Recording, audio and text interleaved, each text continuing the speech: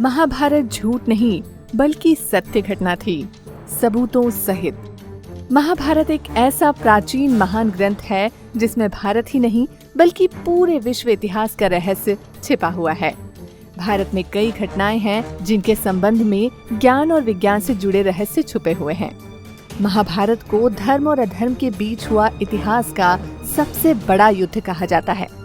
प्राचीन समय से लेकर अब तक ऐसे कई प्रमाण मिल चुके हैं जो ये साबित करते हैं कि भारत के इतिहास में घटी महाभारत की घटना एक वास्तविक घटना थी। आइए जानते हैं कुछ ऐसे ही रोचक बातों को जो महाभारत के अस्तित्व को सच साबित करती हैं। महाभारत में आज के शहरों का उल्लेख। पूरे महाभारत में 35 से ज्यादा शहरों के बारे में जिक्र किया गया है जो आज भी मौजूद हैं। पुरातत्व विभाग के वैज्ञानिकों को इस बात के प्रमाण मिले हैं कि भारत और उसके आसपास के कई देशों का प्राचीन महाभारत में विवरण है। जैसे कि महाभारत में हुए उल्लेख हस्तिनापुर आज के उत्तर प्रदेश का मेरठ जिला है और गांधार वर्तमान समय में अफगानिस्तान के गांधार शहर को कहा जाता है। ठीक इसी तरह श्री कृष्ण की द्वारिका नगरी भी आज के गुजरात में मौजूद है। महाभारत और रामायण की समानताएं। वैसे तो रामायण और महाभारत दो अलग अलग युगों में लिखी गई हैं और ये दोनों ही बिल्कुल अलग अलग युगों की घटनाएं थी। फिर भी महाभारत के युद्ध में भगवान हनुमान जी के होने का भी वर्णन आता है और इन पुस्तकों में जिन जगहों का नाम हजारों साल पहले लिया गया था वे ठीक उसी जगह आज भी मौजूद हैं। जैसे कि राम सेतु, अयोध्या, कुरुक्षेत्र की रणभूमि आदि। इसके अलावा अगर ये किताबें काल्पनिक होती तो इन किताबों में इतनी समानताएं नहीं मिलती।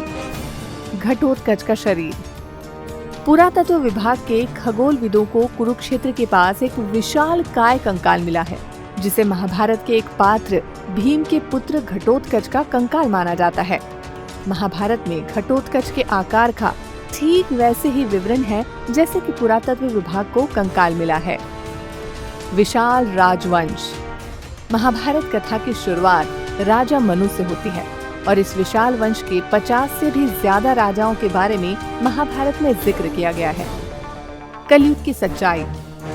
ऐसा उल्लेख मिलता है कि भगवान श्री कृष्ण ने अर्जुन को गीता का उपदेश महाभारत के 18 दिन चले युद्ध के दौरान ही दिया था, जिसमें उन्होंने कलयुग यानी कि वर्तमान युग के बारे में भी पूर्ण रूप से चर्चा की।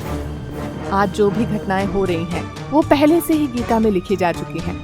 अगर आपको यकीन न आए तो आप खुद ही गीता पढ़कर अपने शक को विश्वास में बदल सकते हैं। कुरुक्षेत्र की रणभूमि। महाभारत का युद्ध कुरुक्षेत्र में लड़ा गया था, जो कि हरियाणा राज्य के कुरुक्षेत्र जिले में मौजूद है। यहाँ आज भी वो मैदान मौजूद है जहाँ वो युद्ध लड़ा गया था।